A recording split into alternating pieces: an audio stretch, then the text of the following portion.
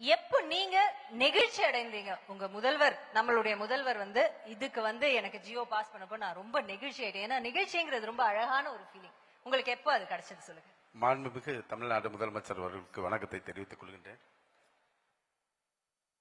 அதாவது அமைச்சராக, துறையினுடைய அமைச்சராகி நான் நிகழ்ச்சியாக ஒரு நிகழ்வை சந்தித்தது என்னன்னா, மாண்புமிகு தமிழ்நாடு முதலமைச்சர் அவர்கள் இந்த பள்ளி கல்லூரி விடுதிகளை சமூக நீதி விடுதியாக மாற்றி பெயர் மாற்றம் செய்து அரசாணை வெளியிட்டது மிகப்பெரிய நிகழ்ச்சியானது.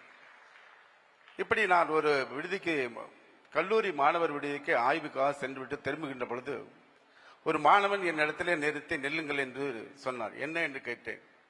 நான் சொல்வதை முதலமைச்சருக்கு நன்றி சொல்லுங்கள் என்று சொன்னார். என்ன விவரம் என்று கேட்டேன். அவர் சொன்னார், நான் டிஎன்டி மாணவர் விடுதியில் படித்து வருகிறேன்.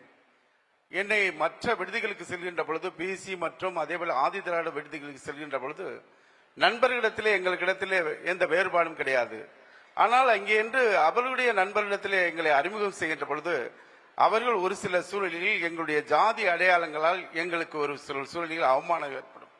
அதே ஒரு சில சூழலில் எங்களுக்கு ஒரு மிக மன வருத்தத்தை தரக்கூடிய நிகழ்வாக கூட இருக்கும். ஆனால் இப்பொழுது அந்த நிகழ்வு எங்களுக்கு எங்குமே இல்லை. காரணம், தமிழ்நாடு முதலமைச்சர் அவர்கள் சமூக நீதி விடுதி என்று பெயர் மாற்றம் செய்து ஜாதி அடையாளங்கள் இல்லாமல் மாற்றி இருக்கிறார். அதற்காக நன்றியை சொல்லுங்கள் என்று சொன்ன பொழுது அருகிலே இருந்த பேராசிரியர் குறுக்கிட்டு, தம்பி, இவ்வளவுதான் நீங்க தெரிஞ்சிருக்கீங்க. நம்ம முதலமைச்சர் எந்த ஒரு திட்டத்தை செயல்படுத்துவதாக இருந்தாலும் அதை 10 ஆங்கிள் அவர் பார்க்கிறார், 10 கோணங்களில் பார்க்கிறார். அதுல எது பெஸ்டா இருக்கோ அதை எடுத்து செயல்படுத்துகிறார். மிகப்பெரிய அந்த திட்டம் வெற்றி பெறுகிறது.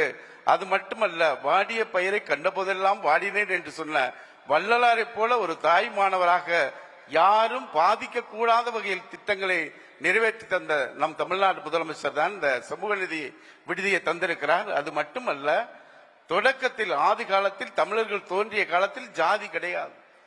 தமிழ்நாட்டில் இருக்கின்ற சங்க இலக்கிய நூல்களில் சாதி கிடையாது. ஆனால் இடையில் தான் சாதி வந்திருக்கிறது. அதனால் இந்த ஜாதி அடையாளங்களை களைவதற்காக நம் முதலமைச்சர் அவர்கள் இன்றைக்கு சமூக நீதி விடுதியை உருவாக்கி தந்திருக்கிறார் என்று சொல்லிவிட்டு அந்த இளைஞரிடத்திலே அந்த பேராசிரியர் சொல்கிறார், நாம் எல்லோரும் 69% இடஒதுக்கீடை பயன்படுத்தி வருகிறோம். கல்வியில் பொருளாதாரத்தில் உயர்ந்திருக்கிறோம். ஆனால் அந்த 69% இடஒதுக்கீடையும் பாதுகாக்கக்கூடிய தலைவர் யார் என்றால் மாண்புமிகு தமிழ்நாடு முதலமைச்சர் தான் என்று அந்த பேராசிரியர் அந்த இளைஞருக்கு சொல்லிவிட்டு சொல்கிறார். இந்த மாணவன் கேட்கிறார், எப்படி சொல்கிறீர்கள் என்று கேட்ட பொழுது அந்த மாணவனுக்கு பேராசிரியர் சொல்கிறார், தமிழ்நாட்டில் சமூக நீதி என்பது வாசகம் அல்ல, தமிழ்நாட்டினுடைய உயிர். அந்த உயிரை பாதுகாக்கின்ற வகையில் இந்தியா முழுவதும் உயர்கல்வி மருத்துவம் படிக்கின்ற அந்த மாணவர்களுக்கு 27% இடஒதுக்கீடை உச்ச நீதிமன்றம் வரை சென்று இந்தியா முழுவதும் சமூக நீதியை பாதுகாத்த தலைவர் இந்த 69% இடஒதுக்கீடும் பாதுகாப்பார் என்று சொல்லிவிட்டு நிறைவாக அவர் அந்த மாணவர்களிடத்தில் சொல்கிறார், தமிழ்நாட்டின் மிகச்சிறந்த முதலமைச்சராக, இந்தியாவின் பிற மாநிலங்கள் பின்பற்றி வழிநடக்கக்கூடிய முதலமைச்சராக, அரசியல் அறிஞராக மட்டுமல்ல, நம் முதலமைச்சர் அவர்கள் இன்றைக்கு ஒரு ஸ்டேட்ஸ்மேனாக திகழ்கிறார். அதனால் அந்த அரசியல் மாமேதையை இந்திய தேசமே போற்றுகிறது, பாராட்டுகிறது, தமிழ்நாட்டு மக்கள் பெருமைப்படுகிறார் என்று பேராசிரியர் சொல்கிறார். அப்படிப்பட்ட முதலமைச்சரை நாம் பெற்றிருக்கிறோம். இந்த கனவுகள் மெய்ப்படும் திட்டத்தின் மூலமாக நமது முதலமைச்சருக்கு ஒரு கோரிக்கையும் கூட, சமூக நிதி விடுதிகள் பெருநகரங்களில் 100 சமூக நிதி விடுதிகளை 2.0 ஆட்சியில் பெற்றுத்தர வேண்டும் என கேட்டு நன்றி கூறி விடைபெறுகிறேன். நன்றி, வணக்கம்.